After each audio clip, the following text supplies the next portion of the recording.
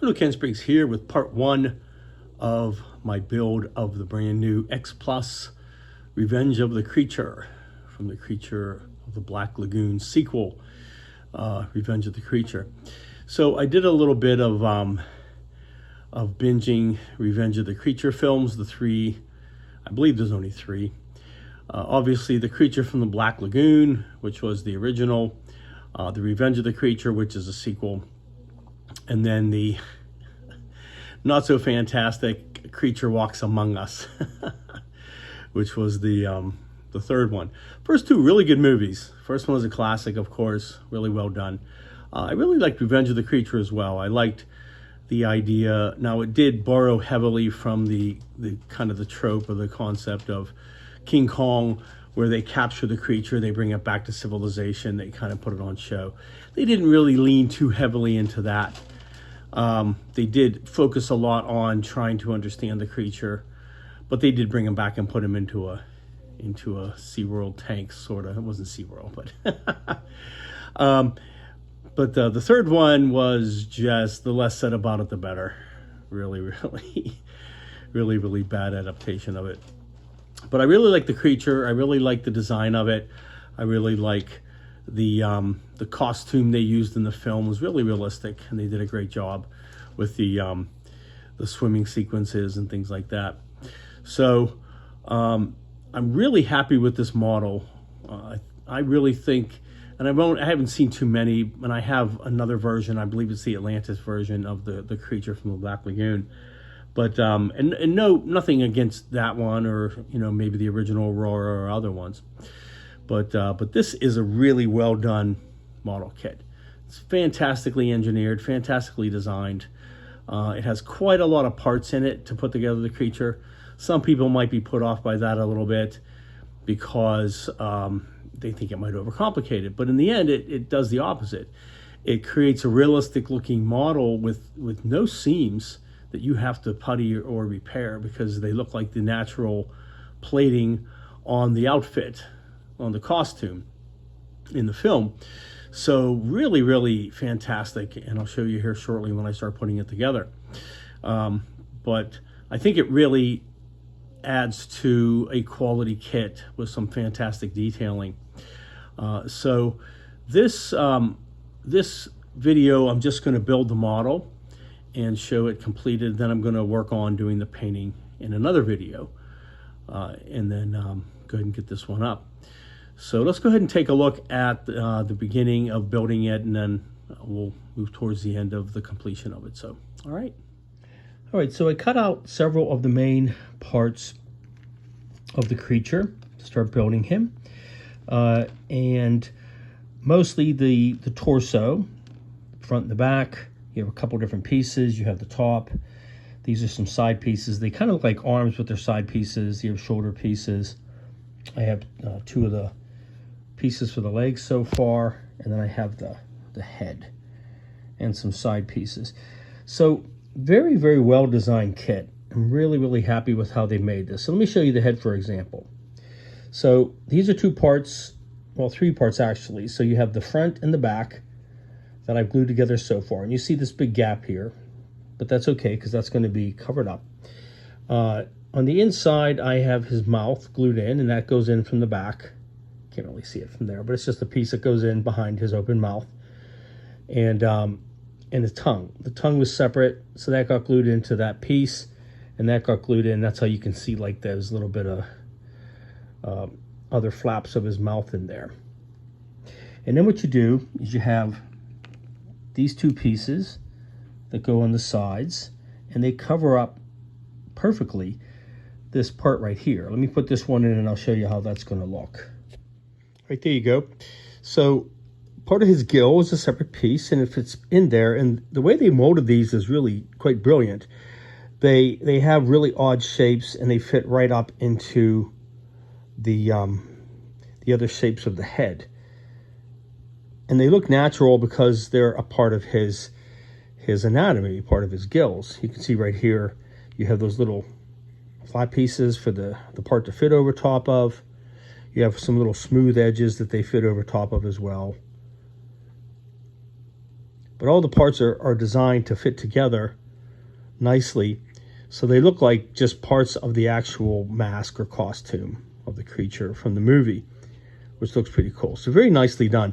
They could have just done 2 parts for his head and put it together, and you have to worry about a seam, and that would have been a problem. But you don't have to worry about any of that. You've got a lot of natural things. Even like where this little point meets, it's just a part of the natural ridge where you have some little notches out of it and other separations. So even that doesn't look unnatural. And once I get it painted, those are going to blend in just fine. So, all right, really, really cool. And the same thing with the rest of it. So just for his main torso, you've got the whole back piece. You've got 1, 2, 3. These 2 side pieces are separate that go in there. You've got the top, which goes over top of it. And again, just look at how that piece is designed to look natural when it goes together, like it's a natural part of the plating. Very, very cool. And then you've got side plates that go onto it. So quite a lot of parts just to make it up, where many kits would just do like a front and a back torso. And then you're dealing with seam lines and trying to make it look natural. And so you don't have to worry about doing any puttying once this goes together. You can just do some painting and weathering because it's going to look natural. And you're not going to ruin any of this really cool looking scaly detail on the monster. Look at that back fin. That's really cool too. It's got that groove down the center with a lot of really fine detail. This is going to go really well with a wash and getting some detail inside of the various grooves that are there. So, okay. So let me go ahead and finish getting his head together, and then we'll start working on the main torso.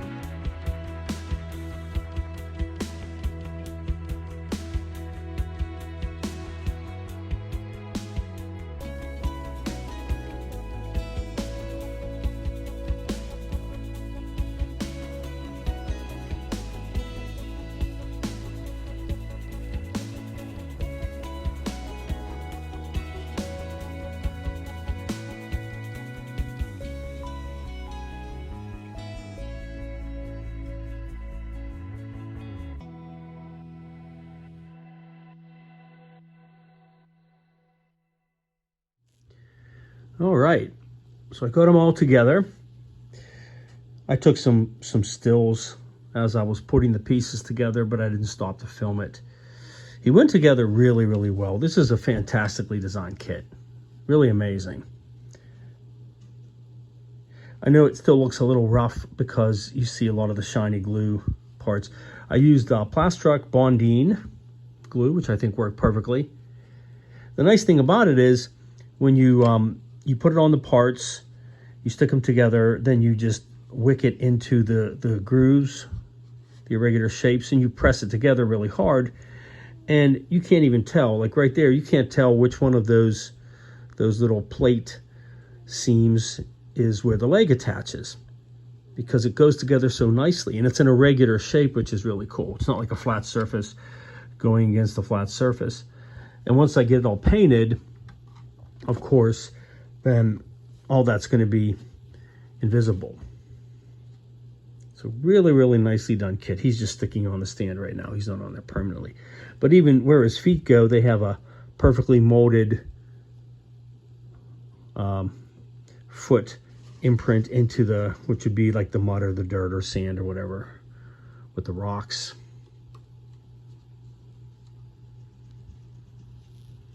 So let me get him. You got the back with the cool looking fins coming down the back, splitting off. That's really neat. And his head went on really nicely. His hands.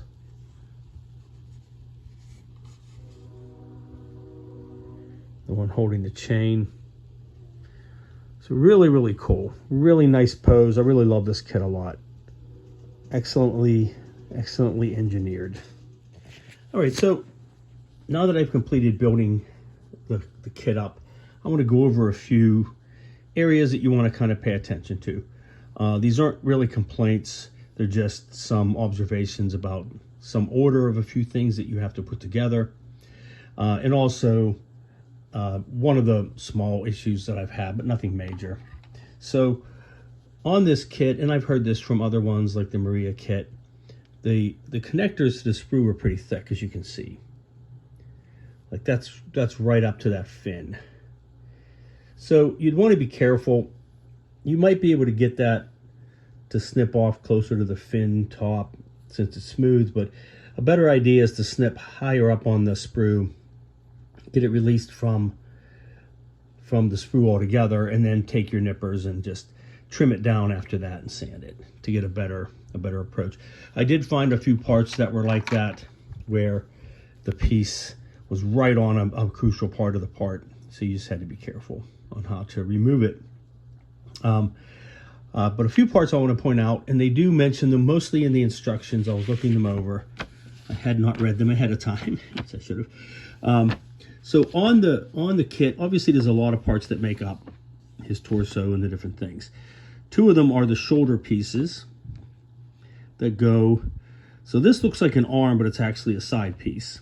So you have the back, you have several pieces on the front, the two side pieces, the two shoulder parts, and they're very nice. They cover up the seams and they hide any kind of connectors, which is nice.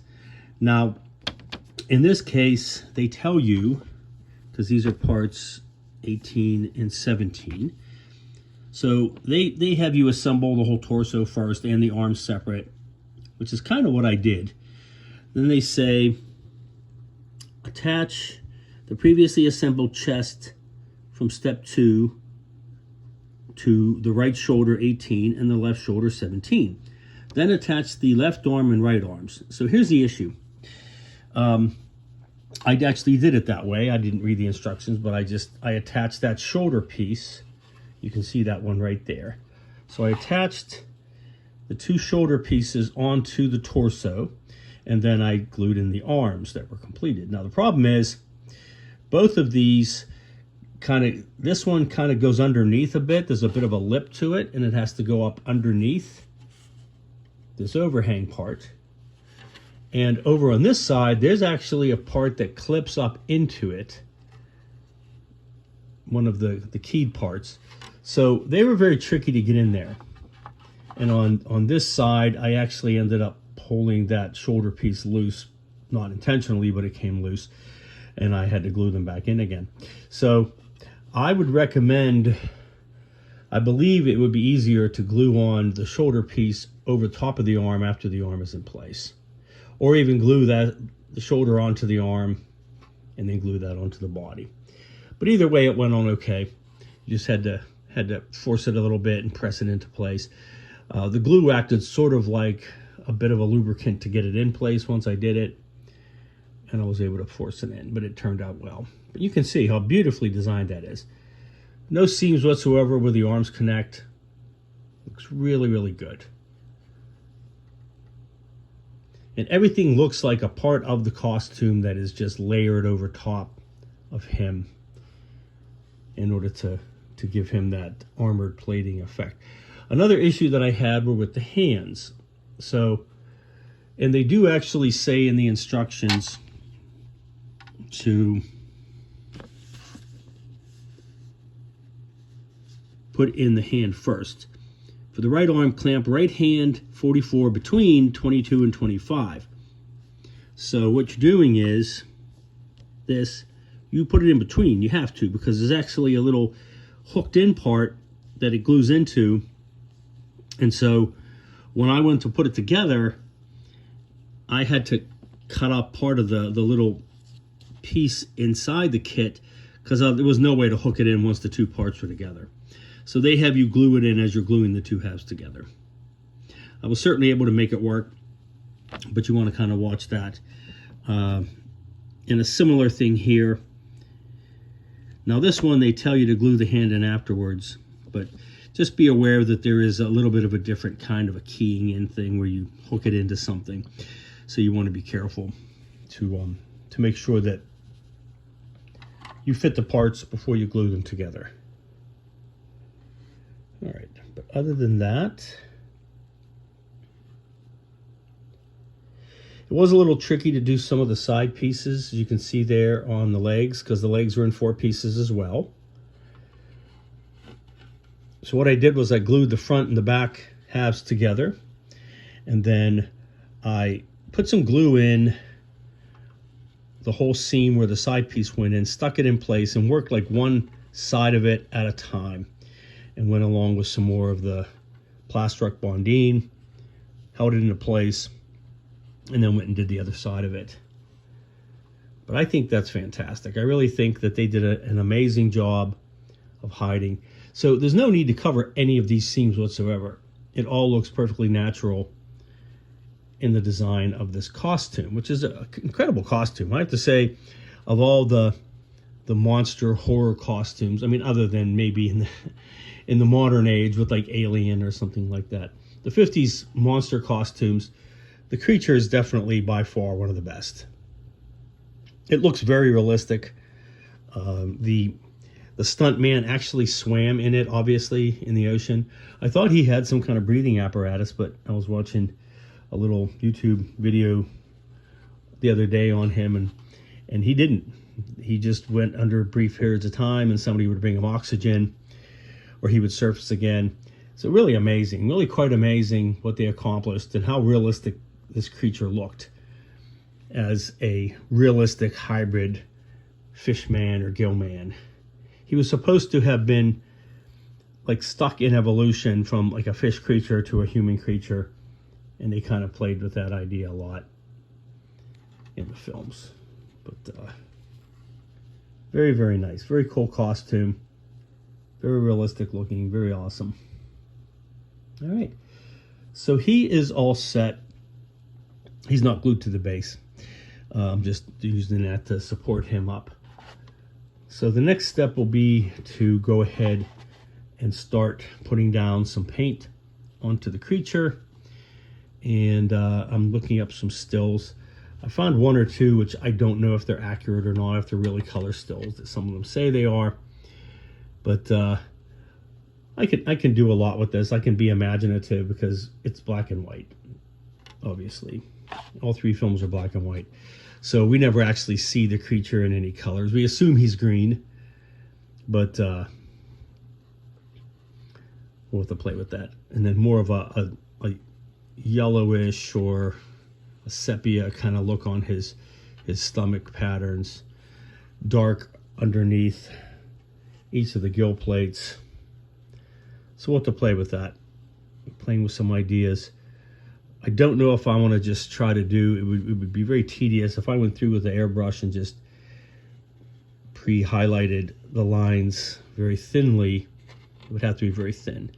Or I might go with a overall color with some tones and then use some oils to get in where those lines are. Because most of the pictures I've seen, they're dark. All these little separations of these plates are dark right at the edges of them. And also on his abdomen. So all the little creases would be darker than the rest of it, the new overall green. So, all right. All right, so really fantastic model. Really happy with this. Really happy with how it turned out, if you can see it there. Highly recommend it. And even though it has quite a few parts, I put it all together in an evening. And just gluing it together, of course. And I'm talking about just the figure, obviously. And now it's ready to go as far as painting it and that sort of thing. The nice thing about it, too, is that it doesn't have to be painted or done in sub-assemblies, because he's all pretty much the same color.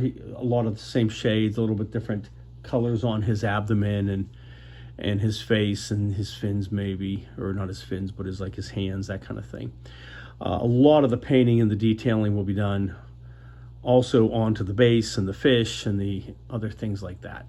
but really, really good kit. So if you can pick it up, I highly recommend it. Really happy with X Plus. This is my first X Plus kit that I built. Really happy with it. And I also had gotten the Vampira one, which I showed in a previous video.